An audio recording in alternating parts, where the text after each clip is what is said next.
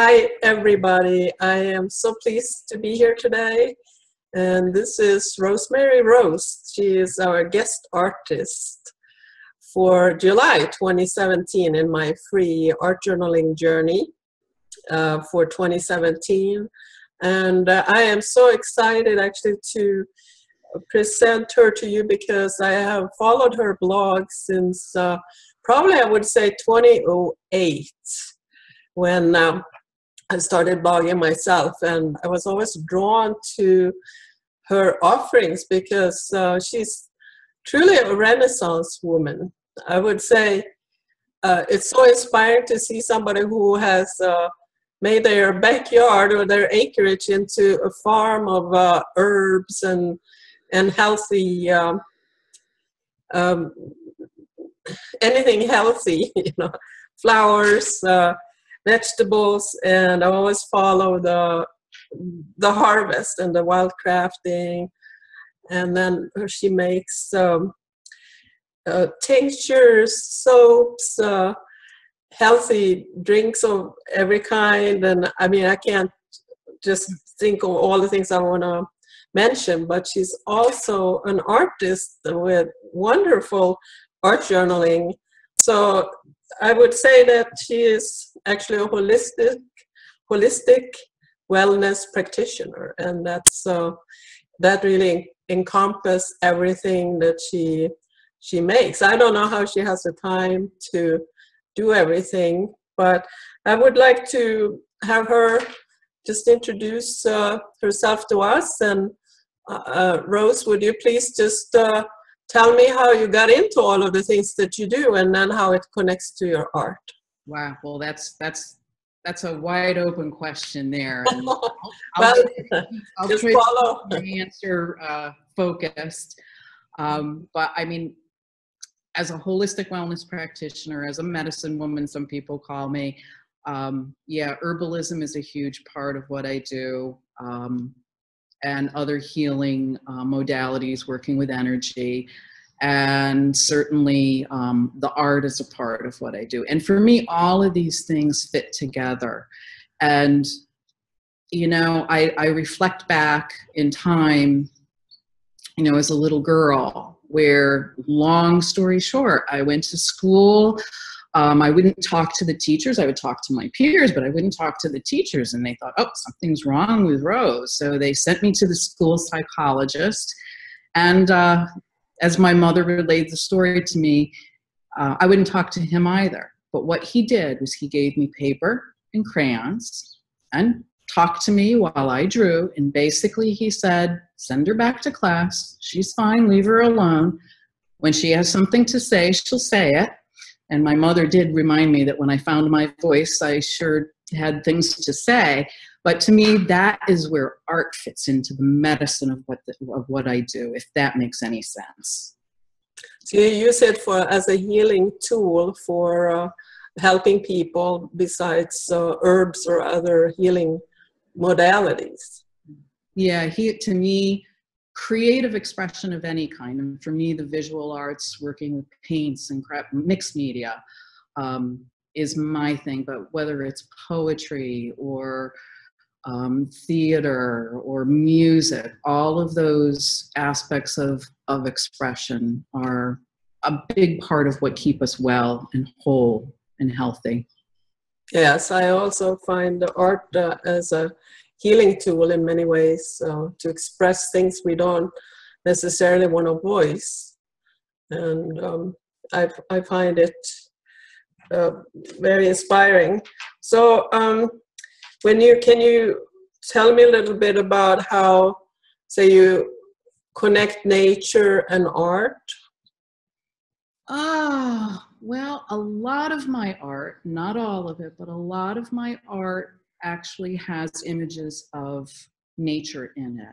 And what I mean by that is I go out and I collect leaves and press them. And so then use those as collage fodder in my art journals, in my canvas pieces, in other art.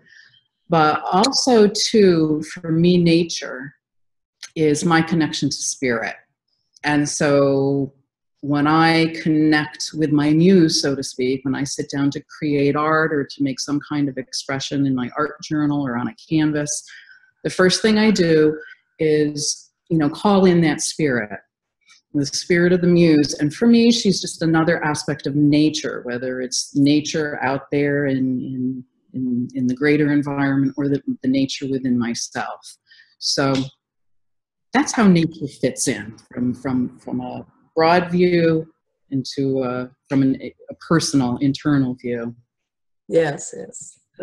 Do you teach art, or it's mostly the herbal stuff? Well, when people walk into my studio, what I say to them is virtually everything you see in here I make, and everything I make I teach. I love to teach. And most people would tell you that they know me as an herbalist, as someone who likes to teach about the plants, how to make medicine and use them as food and so on and so forth. But once a month, I do host just a gathering on heart journaling. Art journaling, heart journaling. And, sometimes it's just me sitting here in my studio making art. And sometimes there was one occurrence where there were so many people, folks had to sit on the floor. So you never know who's going to show up. And I don't actually teach, but what I'm there is to facilitate the process. And we start, again, with sort of a ceremony or a ritual of calling in our muses, in whatever way feels right and ripe in the moment. And sometimes I have a prompt or a theme, and sometimes I don't. And sometimes people will show up, they have their own idea, their own medicine that they want to express and get out, but it's a way for community to come together and to just, create healing in a creative way. I love that. That it's like opening a space for creativity to happen and to channel something greater than us and onto paper in whatever way it shapes. Yeah. So that's a great. So what type of art do you prefer? You probably tried it all, right? Well, I can't say I've tried it all. Again, going back in time, I've always been a doodler, all through grammar school and high school, into college. And to this day, if I have a little piece of paper and I'm taking notes, there will usually be a doodle in there. Just a drawing, just something. Sometimes it's just design, sometimes it might be I'm drawing something that I see in my own way.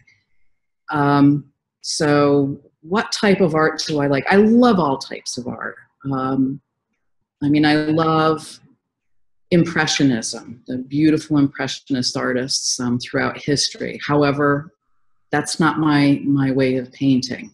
I adore abstract art, but the way I paint is purely intuitive. I rarely have something in mind before I start painting.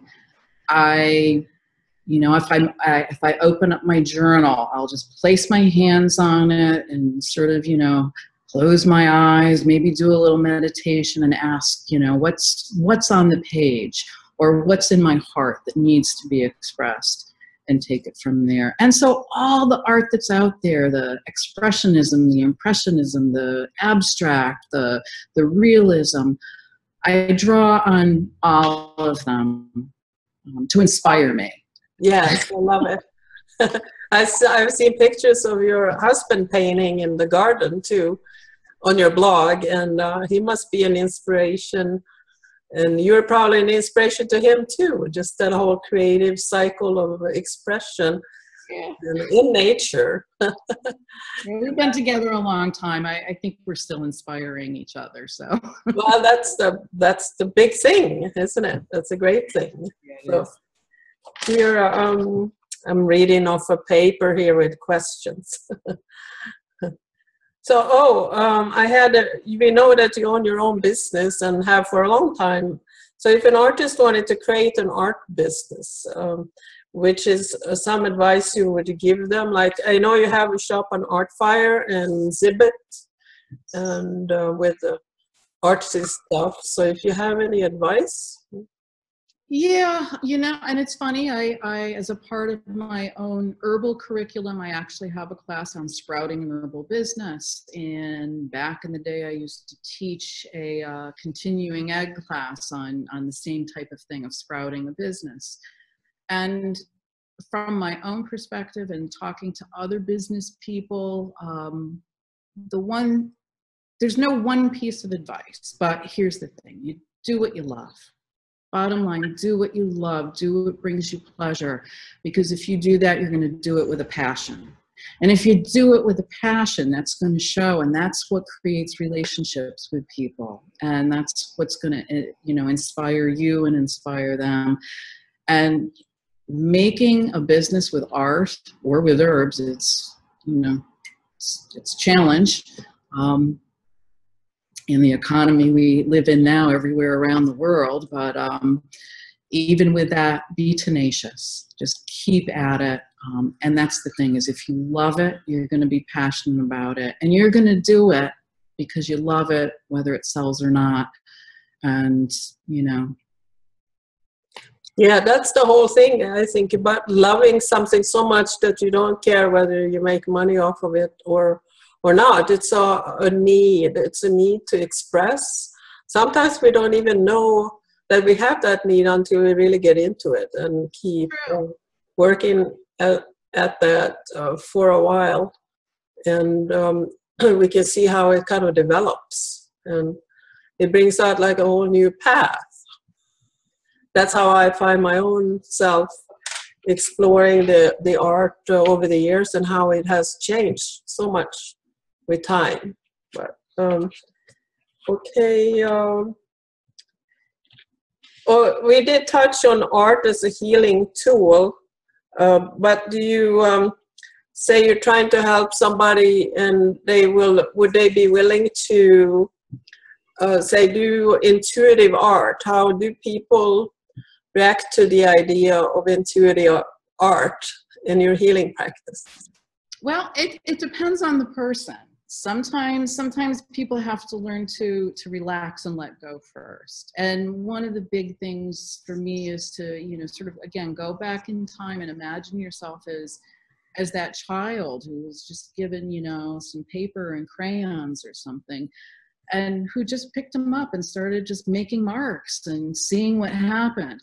To bring out that sense of play again can be very hard. And I can relate to it because I refer to myself often from a holistic perspective. These are words stolen from one of my healing teachers. I refer to myself as a recovering rigid. So I absolutely can relate when folks, look at that blank sheet of paper and, want to go at it real carefully. And it's like, no, let's just play. Let's put some paint on a palette and let's smear our hands on it. And then let's spread that around and see what happens. And then from that, you sometimes see images. Yeah, and then as far as, another aspect of healing, there's a couple of folks who show up to my monthly heart journaling session who, on the advice or counsel or encouragement of their therapist, they go do that. Because one of the techniques I think many art journalers are familiar with is ghostwriting, where you can take anything, any expression, but very often there's expressions that are hard to express and that we maybe don't want anyone else to read, but somehow to go through the process of writing them, getting them up and out of our beings, and then creating something beautiful on top of that is very, very healing work. I've heard it from others. I've heard it from folks online that ghostwriting alone is just one technique that can be very profound in a healing way. Yeah, true. I also find sometimes when I'm really upset and I write all the nasty stuff in my head in my art journal, I can release it that way, but also release it with the paint on top of that to kind of be angry paint, or to go from angry to soft. And it's like a process of and then of healing, and then when you're done, you feel, well, that wasn't such a big deal after all, you know, whatever I was mad about. So it's definitely a tool for exploration, wonderful exploration. The thing I come across the most is the problem people are having with perfectionism. Like you said, be really careful and go in with this little pen on the corner and not daring to just slap some paint on. But that's how we grow up. We grow up living in a box of perfectionists, because if we don't live that way, we're not good citizens. But we have to reach that wild part of us to really have an expression of who we truly are. Yes, we do. Yeah. I know you live in Connecticut, right? So right. Are there a lot of like ceremonies and art or any other ceremonies for just bringing out the wild side? Well, there's definitely a lot of art around. Even the building that my studio is in is filled with a number of different artists, another herbalist, basket weavers, and hobby shop. So even right here, there's a lot of that good kind of energy. And as far as other aspects of I have my tribe. Yeah. That is great. Not everybody's into being wild.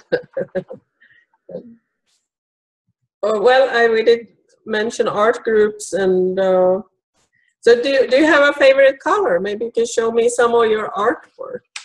Well, I can show you some of my artwork in some journals, but as far as having a favorite color, and anyone who's ever heard me talk about favorites has probably heard this before, is I don't do favorites.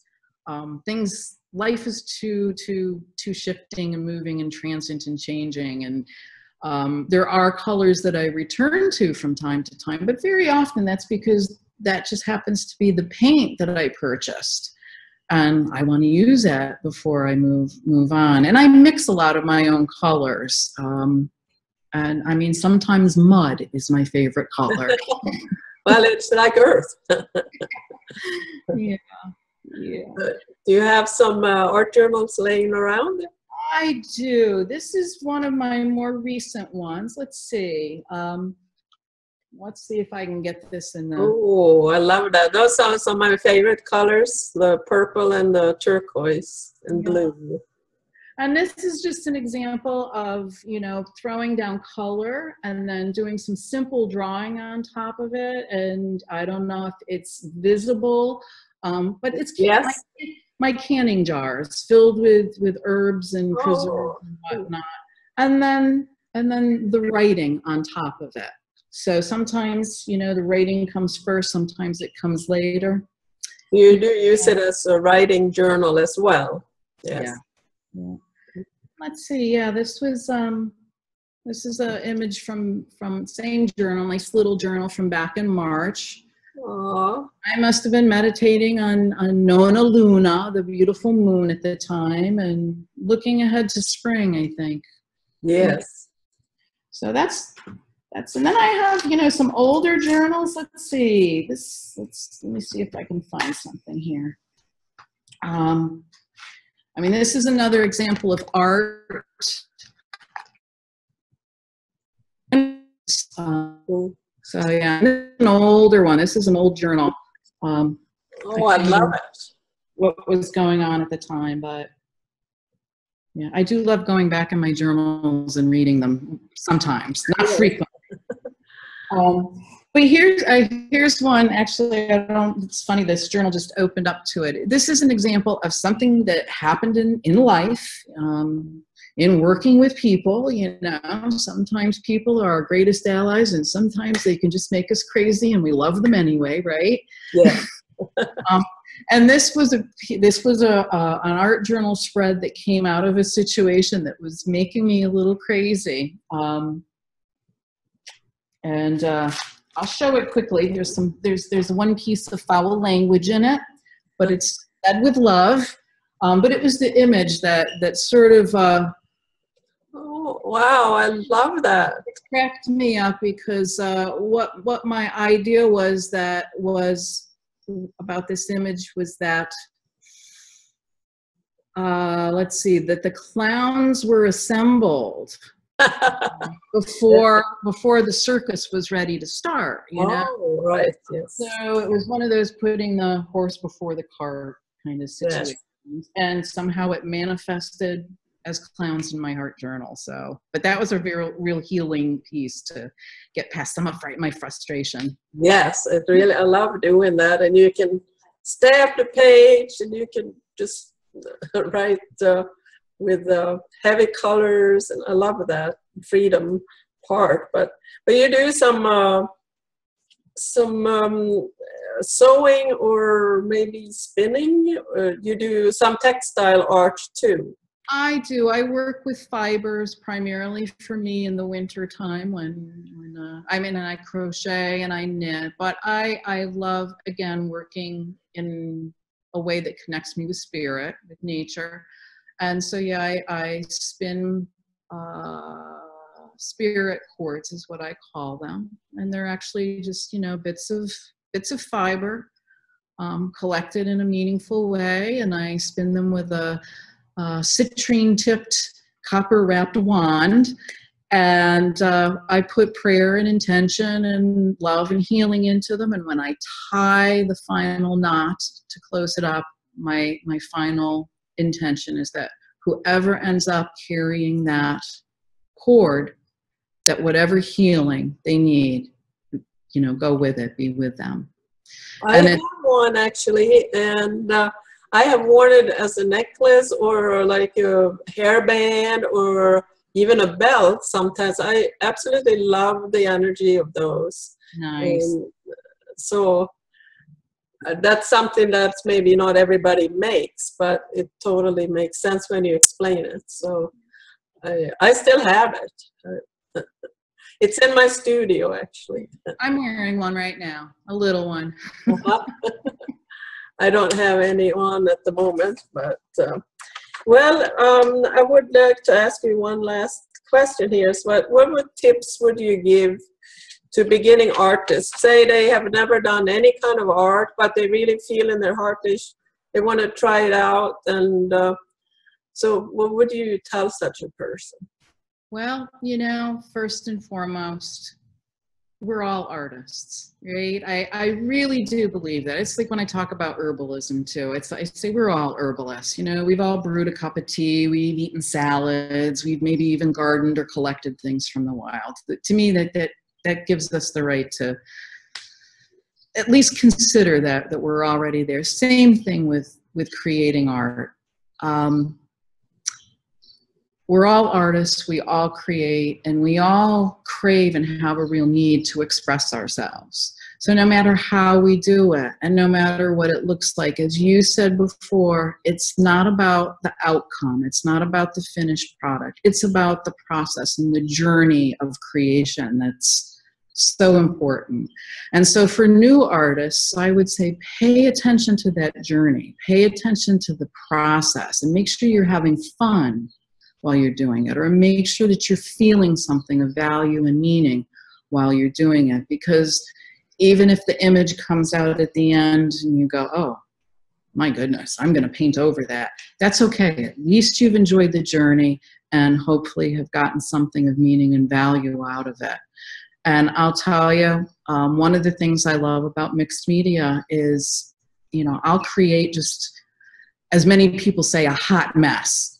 And I'll just keep working it and keep working it. And then finally something happens where I go, oh, I like this. I'm done now, you know? And that's the thing too, it's that tenacity again, of sometimes just keeping at it. But always remember, we're all artists. We all have that need and desire to create within us. And so just let it up and out and let it go wherever it takes you. And enjoy the process. Yeah. I love that. That is so profound and simple at the same time.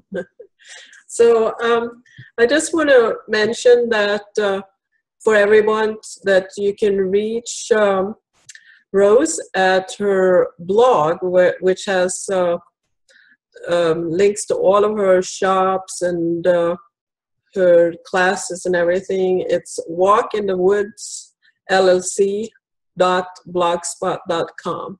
I will put a link at the end of the video so that you can get it for sure. And I hope you go and check out all her fantastic things. And the blog is reads like a book. So there's so many things you can learn just about herbs, and then there's some art in there too. So I'm really happy to have talked with you today, Rose, and someday I will meet you in person. And I just wish you luck and keep creating all the wonderful things that you do. And thank you, Maria. I appreciate everything that you do, and I'm very grateful for having known you for so long and to actually connect with you this way, seeing you. So thank you for the opportunity, and thank you for doing what you do for the art community. Oh, thank you so much.